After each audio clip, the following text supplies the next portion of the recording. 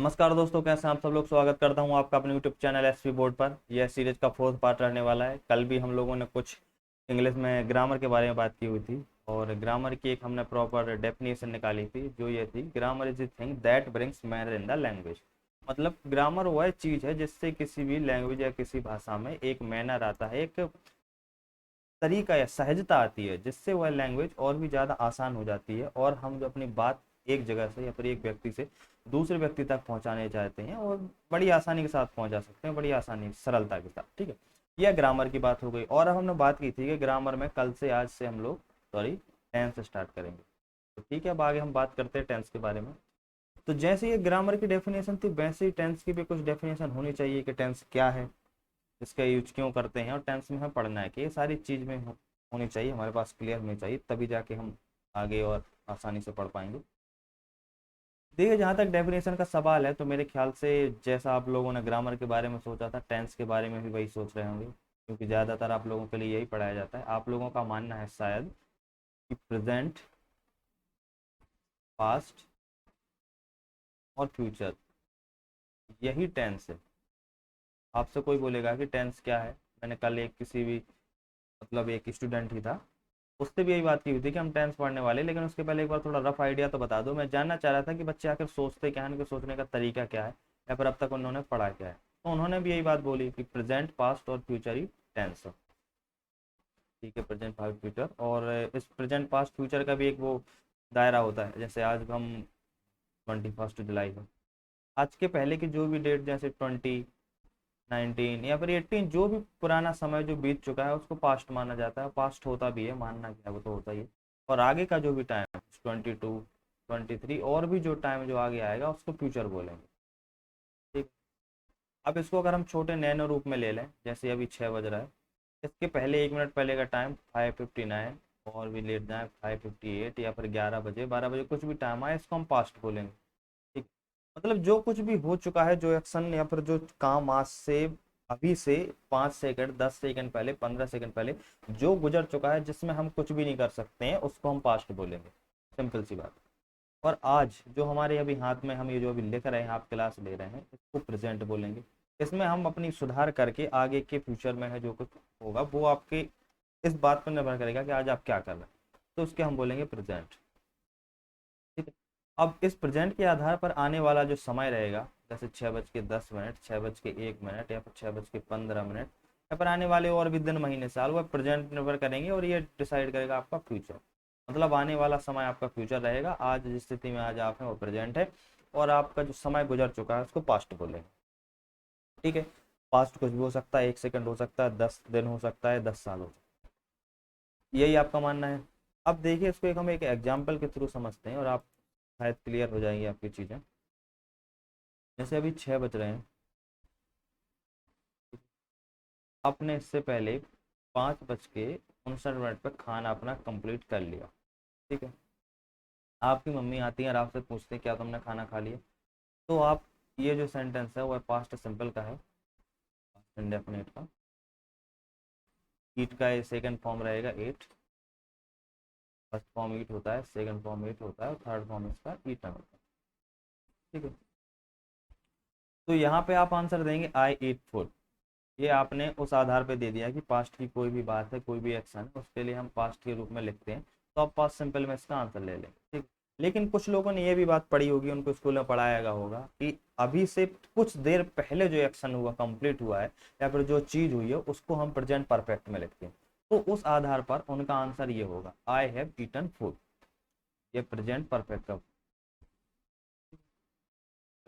I have eaten food.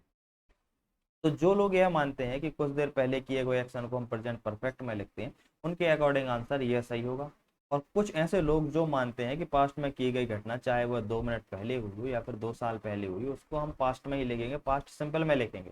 ठीक है। तो अब अपनी अपनी राय है, और दोनों में से ये बात तो क्लियर है कि एक आंसर तो आपका गलत है। ठीक है। और ये आंसर कौन सा गलत है, अब यही हमें देखना है, और क्यों गलत है। टेंस में हम केवल एक नॉर्मल से जो टेंस है, उसमें हम केवल 3 चीजें पढ़ेंगे। क्या चीज़ पढ़ेंगे मैं आप लोगों को बता देता हूँ। एक बार तुम जो आज पढ़ रहे हैं वो टेंस की डेफिनेशन, टेंस है क्या। ठीक, एक बार डेफिनेशन क्लियर हो जाएगी, टेंस के टाइप बाई पढ़ लेंगे हम कि टेंस कितने टाइप के होते हैं, वो सारी चीज़ें।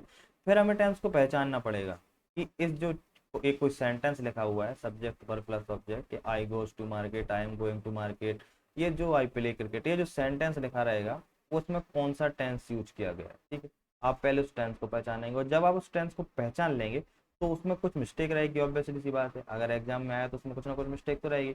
तो फिर उस मिस्टेक में हमें करेक्शन करना है, और क्या करेक्शन कर सकते हैं, और अगर नहीं कर सकते तो क्यों नहीं कर सकते, पर आपको नो इम्प्रूवमेंट आंसर लगाना पड़ेगा। नो इम्प्रूवमेंट आंसर लगाना तो बहुत बड़ा टफ काम होता है, उसके लिए आपको पूरी सारी इंग्लिश का नॉलेज होना चाहिए, क्योंकि पूरे सारे सेंटेंस में यह लिख के नहीं आएगा कि इसमें टेंस की मिस्टेक है और आप टेंस की मिस्टेक को सही कीजिए। आपको एक पूरा सेंटेंस लिख के दे दिया जाएगा, आपको सारे सेंटेंस में देखना है कि क्या मिस्टेक है, टेंस की मिस्टेक है, प्रीपोजिशन की मिस्टेक है, वॉइस की मिस्टेक है, या फिर नरेशन की मिस्टेक है, जो है आपको सारी चीज़ देखनी पड़ेगी। इसलिए आपको जब तक सारी चीज़ें क्लियर नहीं होंगी तब तक आप नो इम्प्रूवमेंट नहीं लगा सकते। ठीक है, तो वे हो गए टेंस में पढ़ने की बात। ठीक है, तो वापस चलते हैं जहाँ पे हम पढ़ रहे थे, उस पे आ जाते हैं। ठीक है, शायद यहीं पे थे हम लोग। तो यहाँ पे आंसर बताना है दोनों में से कौन सा आंसर सही है। अगर आपने अभी से 2 मिनट पहले खाना खाया और आप में की माता जी आपसे कुछ भी पूछ रही तो आप कौन सा आंसर सही बताएंगे, वो बताएं। कुछ लोग इसे भी मान रहे होंगे, कुछ लोग इसे भी।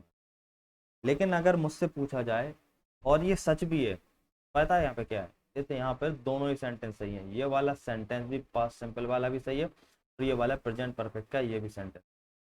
केवल आप टाइम के आधार पर यह डिसाइड नहीं कर सकते हैं कि यह सेंटेंस जो है वो पास्ट सिंपल में जाएगा या फिर प्रेजेंट परफेक्ट। तो फिर आप लोगों में से बहुत सारे लोग होंगे, अब आगे दिमाग चल रहा है, लगा धीरे धीरे खुल रहा है दिमाग, तो आप में से आंसर ये आ जाएगा कि आप ये कहना चाह रहे हैं कि पास्ट जो इंडेफिनिट या फिर टेंस सिंपल टेंस है वही प्रेजेंट परफेक्ट है, मतलब दोनों का यूज एक जैसा ही होता। फिर तो यही बात हो गई, अगर दोनों सेंटेंस सही है तो सीधी सी बात है दोनों का यूज भी सेम होगा। लेकिन नहीं, दोनों का यूज एक जैसा नहीं होता। क्या डिफरेंस होता है, यही हमें चीज पढ़नी है। सिर्फ मैं आप लोगों को यह अंदाजा बताना चाह रहा था कि खाली टाइम के बेस पर आप ये डिसाइड नहीं कर सकते कि आने वाला जो सेंटेंस है या फिर जो टेंस है इसमें जो यूज हुआ है वो प्रेजेंट रहेगा क्या फिर पास्ट। इसके लिए आप यह सब जो स्पीकर रहेगा जो ये चीज बोल रहा है, आई एट फूड और आई बीटन फूड, इसका मूड भी डिपेंड करता है, इसकी परिस्थिति या फिर इसकी जो सिचुएशन है वो भी निर्भर करती है कोई किस टाइम रेफरेंस को लेके आपसे क्वेश्चन कर रहा है, उसके मन में क्या है।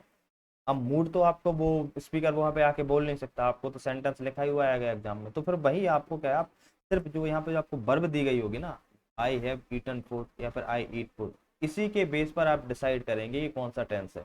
टाइम जो चीज़ है वो टाइम आगे दी जाएगी, अगर नहीं भी दी जाएगी तो यहीं से आपको कुछ हल्की सी हिंट मिलेगी वर्ब के फॉर्म से। अगर खाली ये दोनों सेंटेंस आते हैं और आपको कभी आ जाए कि इनमें से कौन सा सेंटेंस सही है, तो आपको दोनों आंसर लगाने हैं, दोनों ही सेंटेंस सही है। दोनों में डिफरेंस क्या रहेगा और कहाँ किसका यूज करना है कहाँ यूज नहीं करना है, वो चीज़ हम तब पढ़ेंगे जब हम आपको ना टेंस के टाइप पढ़ने लग जाएंगे। आपको दोनों टाइप के टेंस पढ़ाए जाएंगे, पास्ट इंडेफिनिट भी पढ़ेंगे, आप प्रेजेंट परफेक्ट भी पढ़ेंगे, फिर उसके आधार पे आप अपने आप समझने लग जाएंगे कि यहाँ पे क्यों दोनों का यूज किया गया है, क्यों दोनों सही है, और आप उन चीज़ों में डिफरेंस भी कर लेंगे कि कौन सा गलत है कौन सा गलत नहीं। तो ये चीज़ तो बात हो गई कि टेंस टाइम पे डिसाइड नहीं करता है, परिस्थितियाँ सिचुएशन भी निर्भर करती हैं। अब अगली बात करते हैं, हम एक सिचुएशन बेस्ड भी आप लोगों का एग्जाम्पल दिखा रहे हैं, तो आप इससे भी चीज़ें आपको क्लियर हो। जैसे आप कभी सुबह उठते हैं, आप में से बहुत सारे लोग मंदिर जाते हैं और जाते भी होंगे। आप सुबह 7 बजे से अपने घर से मंदिर के लिए निकलते हैं, 7 o'clock मॉर्निंग। आप वहाँ तक मंदिर पहुँचते पहुँचते आपको 7:30 हो जाता है। ठीक है, ये आपका डेली रूटीन है, आप डेली जाते हैं, यहाँ से स्टार्ट करते हैं यहाँ तक पहुँचते हैं, आपका सारा रास्ता है इसके बीच में। ठीक है, लेकिन अगर आपसे कोई एक व्यक्ति आपसे शाम में 4 बजे मिलता है और आपसे बोलता है सुबह 7 बजे फ्री हो, अगर फ्री हो तो कल हम मिलते हैं, तो आप उससे क्या बोलेंगे कि मैं सुबह 7 बजे मंदिर जाता हूँ। देखिए यहाँ पे टाइम रेफरेंस 4 बजे की दी गई है, बात आपके इस टाइम के बारे में की जा रही है। एक सिचुएशन ही हो जाती है, तो आप उसको क्या बोलेंगे, मैं मंदिर जाता हूँ।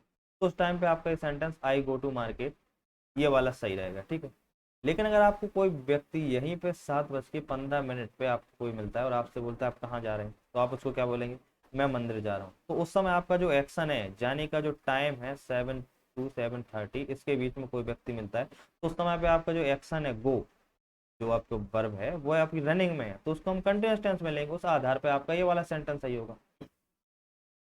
देखिए, तो आप यहाँ पे मैं बता रहा हूँ चाह रहा हूँ कि आपका जो पॉइंट ऑफ टाइम है जिसके हम बारे में बात कर रहे हैं, दोनों सेंटेंस में I go to market, I am going to market, इन दोनों में टाइम रेफरेंस एक ही दी गई है। सिर्फ बात इन दोनों में इस चीज का फर्क है कि एक का टाइम रेफरेंस 7:15 है और एक का टाइम रेफरेंस 4। और इन्हीं दोनों चीजों के आधार पर यह डिसाइड हो जाएगा कि आप कौन सा टेंस यूज करें। तो यहाँ पे ये चीज भी आपको एक और देखने को मिल गई कि टाइम ठीक है, आपको एक पॉइंट ऑफ टाइम रहेगा, उससे आपका टेंस निर्धारित करेगा, लेकिन इसके साथ साथ आपकी सिचुएशन भी डिसाइड करेगी कि आप किस टाइम को रेफरेंस को लेके उस टाइम के बारे में बात कर रहे हैं जो आपको दूसरा टाइम दिया गया। ठीक, तो यहाँ पे दोनों चीजें निर्भर करती हैं, आपकी सिचुएशन भी और आपका टाइम भी, और इन दोनों के कॉम्बिनेशन के बाद ही जो चीज बनेगी उसको हम टेंस बोलते हैं। मतलब टेंस में टाइम और सिचुएशन दोनों का यूज होना है। सिर्फ यहाँ पे एक चीज कॉमन होती है जो आप सब लोग देख रहे हैं, वो है वर्ब। वर्ब का फॉर्म चेंज हो सकता है कि वर्ब फर्स्ट फॉर्म है कि आईएनजी फॉर्म में, वर्ब सेकंड फॉर्म में कि वर्ब थर्ड फॉर्म में। इस केवल इसी फॉर्म के आधार पर आपका टेंस डिसाइड हो जाएगा। तो इसलिए हम टेंस की एक नॉर्मल सी सिंपल डेफिनेशन बता सकते हैं, और आप लोग अगर लिखना चाहें तो उसको लिख भी सकते हैं। Tense is a form of verb which refers to some। मतलब टेंस की वर्ब का एक ऐसा फॉर्म होता है, वर्ब की जो फॉर्म के रूप में जो टेंस होता है वो है किसी एक स्पेसिफिक टाइम को रेफर करता है, और उसी टाइम के आधार पर आपकी वर्ब डिसाइड होगी। वर्ब के आधार पर आपका टाइम डिसाइड नहीं हो जाएगा, क्योंकि टाइम ही दुनिया में एक ऐसी चीज है जिसके आधार पर सारी चीजें चलती हैं। आप, हम सब, सारी परिस्थितियां, आने वाला जो समय रहेगा, आपका जो समय गया है, वो सब सारा टाइम पे डिपेंड है। टाइम को आप ना ही रोक सकते हैं, ना ही आप उसको अपने अकॉर्डिंग चला सकते हैं। बस एक चीज हो सकती है कि आपका जो टाइम है आने वाला, हो सकता है आज आप पढ़ लिख जाएं, अच्छी पोस्ट पे पहुंच जाएं, पावरफुल कुछ पोस्ट पे पहुंच जाएं, राजनीतिक पोस्ट पे पहुंच जाएं, तो ये हो सकता है कि आने वाले जो 5-6 साल का जो पीरियड है टाइम का, वो आपके अकॉर्डिंग हो जाए। टाइम के अकॉर्डिंग नहीं होगा, उसमें भी यही रहेगा कि सिचुएशन आपके अकॉर्डिंग हो जाए। कि हो सकता है लोग आपके हाथ में पावर रहेगा तो लोग आपकी बात को मानने लग जाएं, या फिर आप चाह रहे हैं कि पीएम वगैरह बन जाए, या फिर कोई शिक्षा मंत्री बन जाए, आपको लग रहा है कि एजुकेशन सिस्टम ठीक नहीं है, आप इसको बदल दें। तो ये सारी चीज़ें आप बदल सकते हैं, लेकिन टाइम से आप खिलवाड़ नहीं कर सकते। कितनी भी बड़ी पोस्ट पर पहुंच जाए, कहीं पहुंच जाए दुनिया में, आप समय को नहीं रोक सकते। क्योंकि अगर आप ये मान रहे हैं कि अपना टाइम आएगा या फिर अभी मेरा समय चल रहा है, तो अगर आपका समय चल रहा है तो फिर आप उस समय को रोक लो। क्यों उस समय को जाने दे रहे हो? ऐसा करते हैं, इसी समय को रोकते हैं और सारी जिंदगी इसी पावर में रहते हैं, इसी फॉर्म में बने रहो, दुनिया से डरना नहीं, अपनी रूलिंग हो रहा है, अपना सब कुछ हो रहा है। तो ये सारी चीजें हैं। इसलिए जो आपकी वर्ब रहेगी वो टाइम के अकॉर्डिंग बदलेगी। टेंस में मेन चीज हमें यही देखना है, सबसे पहले आपका टाइम रेफर किया जाए कि किस टाइम के बारे में बात की रही है। प्रेजेंट के बारे में बात हो रही है, पास्ट के बारे में बात हो रही है, या फिर फ्यूचर के बारे में बात हो रही है। आपको पहले टाइम दे दिया जाएगा, टाइम नहीं दिया जाएगा तो टाइम एक रेफर किया जाएगा किसी ना किसी फॉर्म में। वो हो सकता है, या फिर आपको सीधा डायरेक्ट में बात कर दी जाएगी 3 PM, या फिर यस्टरडे, या टोमारो, या फिर 2025, 2030 या 2015 इस फॉर्म में दे दें सीधा। या फिर हो सकता है आपको वर्ब के फॉर्म में टाइम दी जाए। जैसे वर्ब का अगर सेकंड फॉर्म लिख दिया तो हो सकता है आप उस चीज़ से, आप लोगों ने पढ़ा भी होगा, वर्ब का सेकंड फॉर्म अगर लिखते हैं तो पास्ट टेंस में लिखा जाता है, पास्ट सिंपल में। मतलब पुरानी बात हो रही है। हो सकता है अगर बिल के साथ वर्ब यूज कर दिया जाए तो वो चीज़ यूज की जाएगी फ्यूचर में। और अभी अब जैसे प्रेजेंट एक बेस फॉर्म लिख दिया, जैसे गो लिख दिया है या प्ले लिख दिया है, ये सारी बेस फॉर्म रहेंगी, तो ये बात होगी प्रेजेंट के बारे में। तो बस यही एक चीज़ हो सकती है कि आप टाइम के अकॉर्डिंग किसी पॉइंट ऑफ टाइम से आप टेंस का निर्धारण कर सकते हैं, लेकिन आप ये नहीं बता सकते कि टेंस ही टाइम है, क्योंकि उसके लिए हमारे वर्ब का यूज भी जरूरी है। अगर आप वर्ब नहीं होगी, खाली टाइम के बेस पे आप डिसाइड नहीं कर पाएंगे। इसलिए वर्ब और टाइम दोनों का जो कॉम्बिनेशन होता है, जो वर्ब की फॉर्म होती है टाइम के अकॉर्डिंग डिसाइड होती है, उसी पे पूरा जो सेंटेंस बनेगा, आपका जो पूरा एक सेंटेंस लिखेगा जाएगा, जैसे I go to market, I play cricket, I eat food, तो इस पूरे फॉर्म को, इसी एक सेंटेंस को, इसी को हम टेंस बोलेंगे, और इसी को हमें पढ़ना है। और इस आधार पर हमें ये देखना है कि अगर ये टेंस गलत है तो क्यों गलत है, इसका फॉर्म क्या है, इसको ठीक क्या किया जा सकता है। बस इतनी सी बात है, हमें यही पढ़ना है। तो आज हम इसी बारे में बात कर रहे थे। हमने एक नॉर्मल सा आपको आइडिया बताया कि टेंस क्या है और एक कैसे बनता है, किस आधार पर हम टेंस की पहचान करते हैं। तो आधार का जो हमने जरिया है, कोई आप फिर से एक बार याद रख लें किस आधार पर बात करना है। टाइम जो रहेगा वह, सॉरी, जो टेंस जो रहेगा वह टाइम के आधार पर डिसाइड होगा। टाइम के आधार पर टेंस डिसाइड होगा। अगर कोई एक्शन पहले परफॉर्म हुआ है तो उसे हम पास्ट में लिखेंगे, परफॉर्म होना है तो उसका फ्यूचर में लिखेंगे, और इसी टाइम के अकॉर्डिंग हम वर्ब का यूज करेंगे। ठीक, बस इतनी सी चीज है। यही हमें पढ़ना है। और अगर हम इसमें कोई करेक्शन कर लेते हैं या फिर कोई मिस्टेक है तो मिस्टेक को पहचान पाते हैं तो ऑब्वियसली बात है हमें ऑटोमेटिकली हम पे क्वेश्चन बनने लग जाएंगे, क्योंकि टेंस में अब ऐसा कुछ है नहीं जो अलग से आएगा। बस इतना ही होता है, आप टेंस को सेंटेंस को पढ़िए, टेंस को समझिए, कोई गलती है उसको ठीक कर दीजिए, बस बात खत्म। इतना पढ़ना है। तो आज हमने जाना टेंस की परिभाषा क्या होती है, टेंस कैसे काम करता है। कल से हम पढ़ेंगे टेंस के टाइप। तो आप लोग जो अभी तक पढ़ रहे थे, जो एक बार देख लेते हैं, पास्ट प्रेजेंट और फ्यूचर, ये कोई भी टेंस के टाइप नहीं है, ना ये टेंस है। पास्ट प्रेजेंट और फ्यूचर टाइम है। पहले जो निकल गया उसको पास्ट बोलेंगे, आज जो है उसको प्रेजेंट है, और फ्यूचर ये रहेगा। अब पास्ट में जरूर आपको टाइप देखने मिलेंगे कि पास्ट इंडेफिनिट मिल जाए, पास्ट कंटिन्यूस मिल जाए, पास्ट परफेक्ट मिल जाए, और पास्ट परफेक्ट कंटिन्यूस मिल जाए, ये चीज हो सकती है।